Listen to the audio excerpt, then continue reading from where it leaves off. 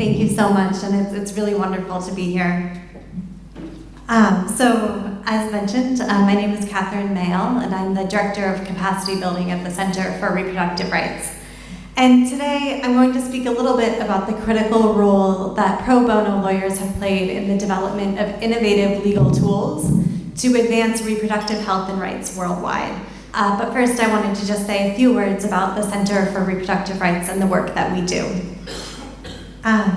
So the Center for Reproductive Rights is a global human rights organization that uses the law to advance reproductive freedom as a fundamental human right that all governments are legally obligated to respect, protect, and fulfill.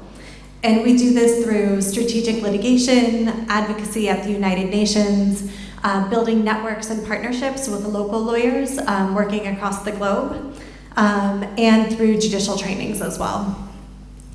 So reproductive health and rights encompass the rights of all individuals to make decisions about their reproductive autonomy free from discrimination, violence, and coercion. And at the center, we really focus on these rights for women and girls in particular as the population that's most affected by human rights violations in this regard. So for many women and girls worldwide, an unplanned pregnancy often results in the end of their education when they're forced to drop out of school to care for children. It means they can't pursue other educational and economic opportunities, and further down the line, they can't participate in public or political life as equals. And at the center, we focus on the role that reproductive health services play as a critical entry point for whether or not women and girls can exercise reproductive autonomy. So in particular, we focus on maternal health care, access to contraception, and safe abortion care as sort of three pillars of whether or not women and girls can make decisions about their bodies. To provide a bit of global context on the situation of reproductive health and rights, 800 women and girls continue to die every single day of maternal mortality. The World Health Organization estimates that 90% of these deaths are preventable, meaning nearly all of these women could still be alive with the proper interventions.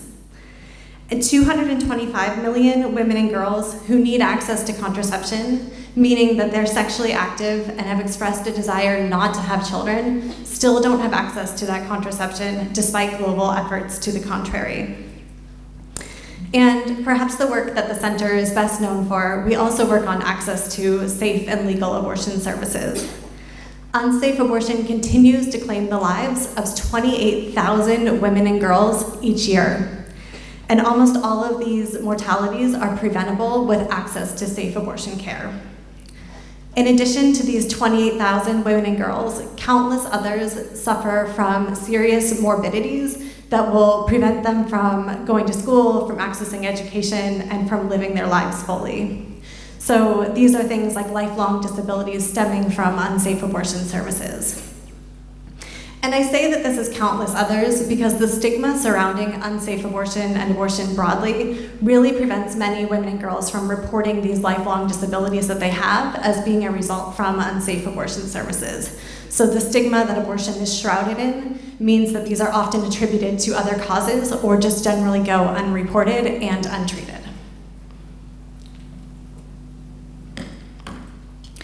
So I'm going to focus today on two innovative legal tools that the center has developed in partnership with a number of the firms in the room today. And these are tools, one of them focuses on abortion and the legal status of abortion, and the other one more generally on reproductive health and rights. So often I hear from people who are wondering about the center's work about the role of the law in addressing reproductive health care. Often I hear questions like, isn't this a development issue? Isn't this a health issue? What is the power of the law in addressing these challenges that we face? But really for the center, we look at this through the lens of discrimination, both against women and against marginalized populations more broadly. So we know that where restrictive laws and policies are in place, it is not the elite women, it is not the wealthy, it is not those who have access to power or resources that are the most deeply impacted. It is the poorest and most marginalized women who are forced to forego access to maternal health care because they can't afford it or can't physically access the facilities that provide it.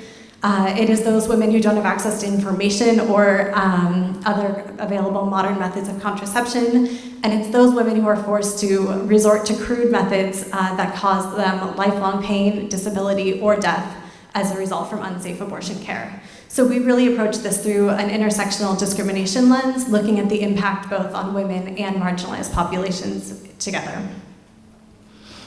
And I say this to, in particular, want to highlight how amazing it is, given the stigma surrounding the work that the center does, that we're able to recruit so many firms to work on these issues and to really champion these issues. And I'd be remiss if I didn't give a shout out to Marlene, our Director of Pro Bono Services, who over the past 6 years has built up a huge amount of pro bono support from those of you in the room who also deserve really a huge applause for the support that you provided us. Just last year, we received nearly $26 million in pro bono services from 52 different firms and 870 attorneys in 55 different countries. And it really is remarkable. So I want to give Marlene and everybody else in this room a hand for just all the support that we've gotten around these issues.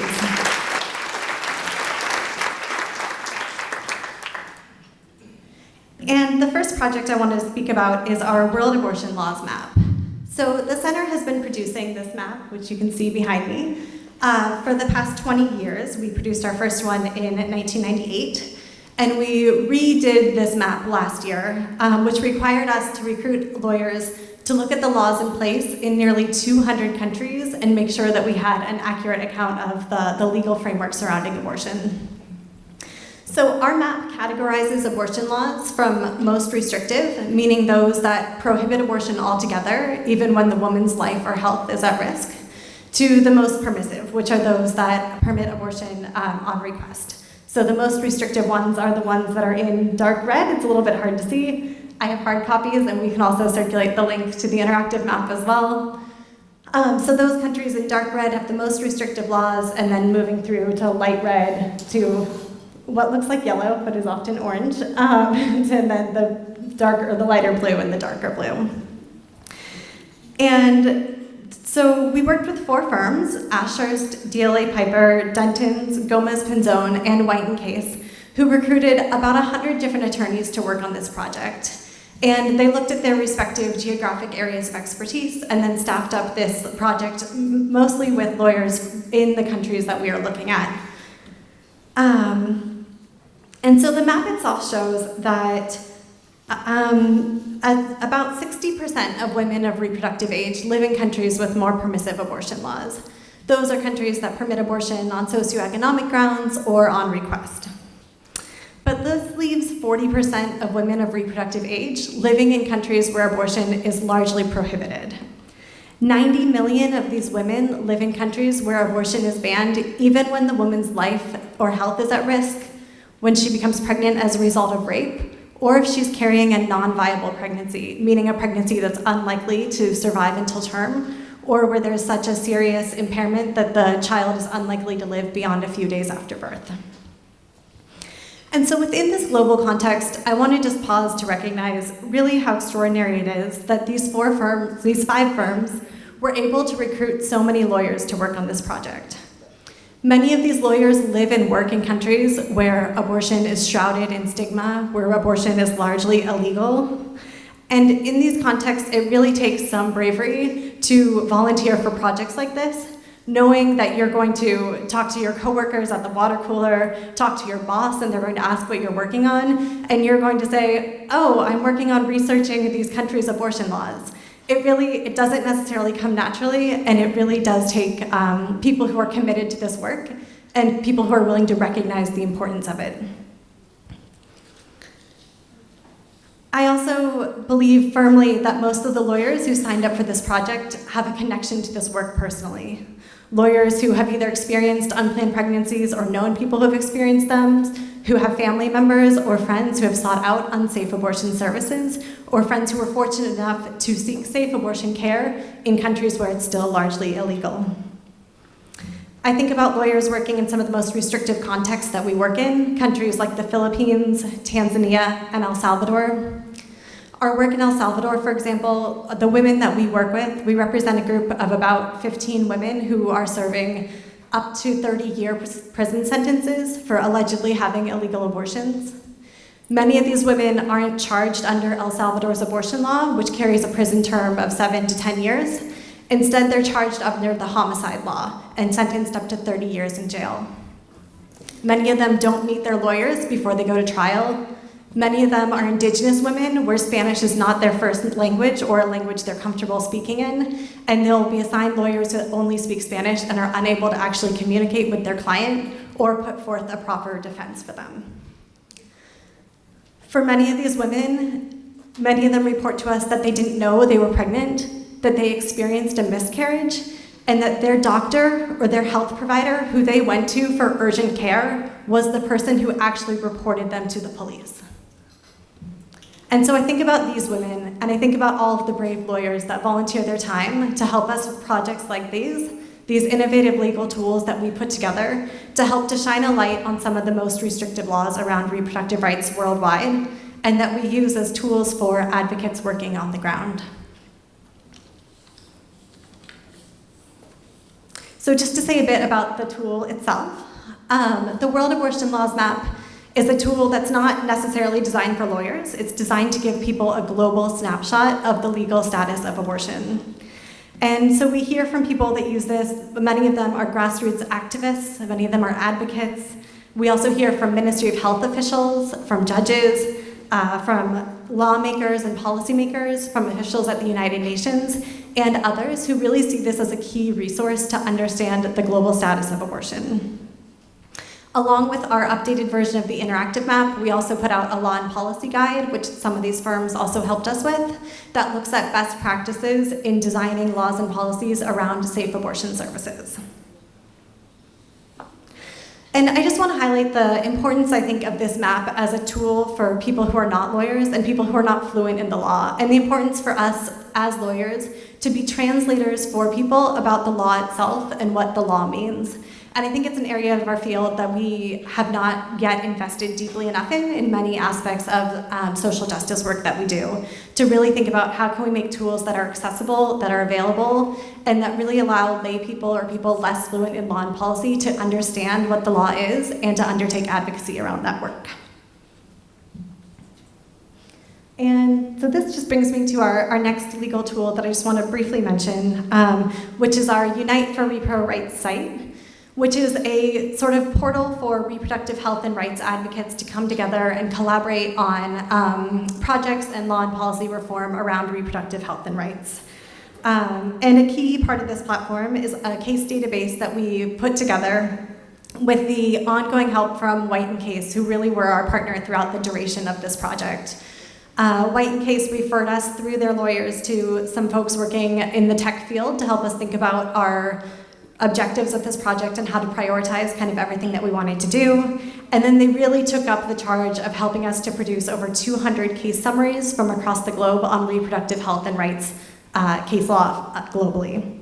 And so lawyers who are seeking to do work on reproductive health and rights, who don't know where to start, who are looking for case law, who are looking for inspiration, really come to this website as a source of that information and to look at how other countries have addressed these issues and then to build on that progress to date.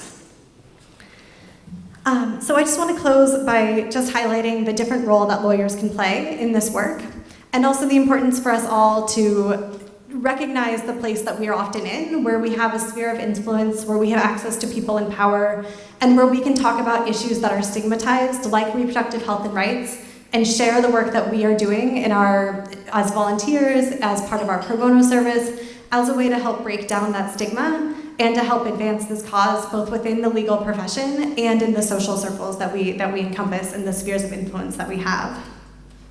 What I really like about both of these projects is they're projects that don't require lawyers to necessarily take on this really long-term commitment, although we do appreciate the long-term commitment and always want that.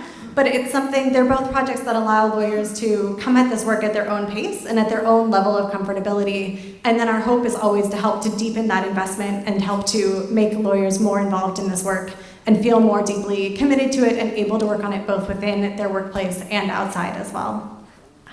And that's all.